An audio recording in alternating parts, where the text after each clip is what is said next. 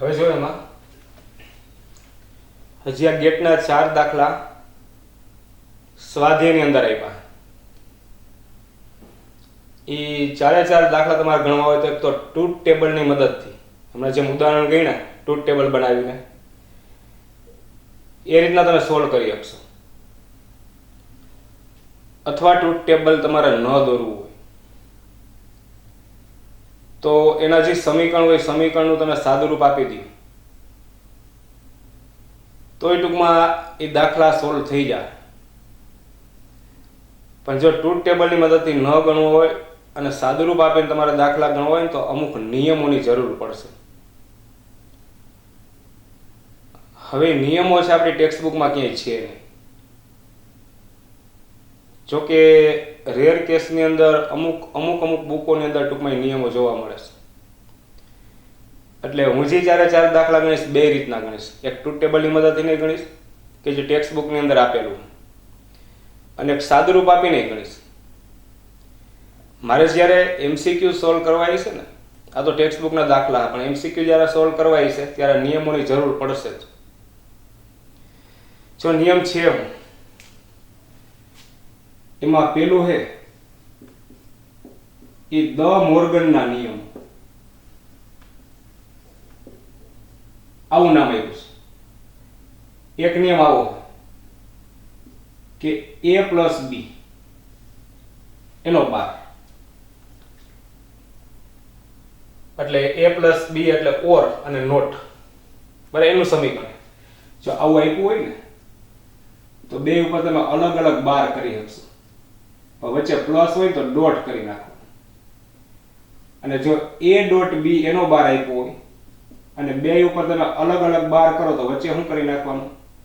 Plus કરી નાખવાનું. હવે જો જે નિયમ લખ્યા છે આ પેલાની સાબિતી આપી દો. બાકી હવે જે લખી છે ને એની સાબિતી નહીં. સાબિતી તમારે જોતી હોય તો તમે પણ એ સાબિતી ટ્રુથ ટેબલની મદદથી સોલ્વ કરી શકશો. જો A + B ડાબી બાજુનું પદ અને જમણી બાજુનું પદ મેળવો તો બે હરખા મળવા જોઈએ. તો જોવાય ટ્રુથ ટેબલની મદદથી આ A ને B કેટલું હોય? 0 0 1 1 0 1 0 1. હવે ડાબી બાજુનું પદ મેળવો તો પેલા A + B OR ગેટ છે, ગમે એક ઇનપુટ 1 હોય તો આઉટપુટ 1 મળે. તો અહીંયા મળશે 0, અહીંયા 1 1 1. પછી એનો 12 એટલે નોટ ગેટ ના નાખ્યું એટલે અહીંયાથી જાય 1 એ 0 0 0. આ ડાબી બાજુનું પદ મળી ગયું. જમણી બાજુમાં A·B તો પેલા A·ને B મેળવો અને પછી A·B મળે. તો A એટલે 1 1 0 0. પછી અહીં 1 0 1 0. બેયમાં 1 હોય તો 1 થાય. એન્ડ ગેટ છે તો અહીંયા 1 અહીં 0 0 0. આ બે ચલ્યો A + B અને A·B બરાબર છે. બે ટૂંકમાં આ જે સ્તંભ છે ટ્રુથ ટેબલના એ હરખા, અને એનો મતલબ કે બે કિંમત હરખી હોય. રેડી? એટલા બે નિયમ છે. સાબિતી જોતી હોય ટ્રુથ ટેબલ દોરી નાખશો તમે ડાબી બાજુ ને જમણી બાજુ માટેનું, એટલે બે કિંમત હરખી થાય. અને દ મોર્ગનના નિયમો એ સિવાય બીજી વસ્તુ મારી પાસે છે એની અંદર કે A12 એનોય પાછો 12 હોય તો કિંમત A જેટલી થાય. એ ટ્રુથ ટેબલની મદદથી ખબર પડી જાય. પછી ત્રીજું છે કે A + A હોય તો A થાય.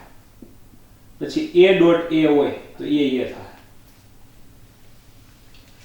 A માની લો કે 1 હોય તો 1 + 1 થયું એટલે એન્ડ આ OR ગેટ છે તો કેટલું થાય? બે ઇનપુટ એક જ છે તો આઉટપુટ એક જ મળે. અને બે 0 હોય તો આ 0 જ થાય. ટ્રુથ ટેબલ ઉપરથી કહું છું સરવાળો કરતા ને 1 + 1 = 2 એવી રીતના. બે ઇનપુટ એક આ A = 1 હોય તો A + 1 આ 1 ને આ 1 તો મળે કેટલું? 1 જ. OR ગેટ છે અને બે 0 હોય તો અહીંયા 0 થાય. આટલુંમાં A + એની કિંમત A જેટલી હોય, A. એની કિંમત A જેટલી હોય.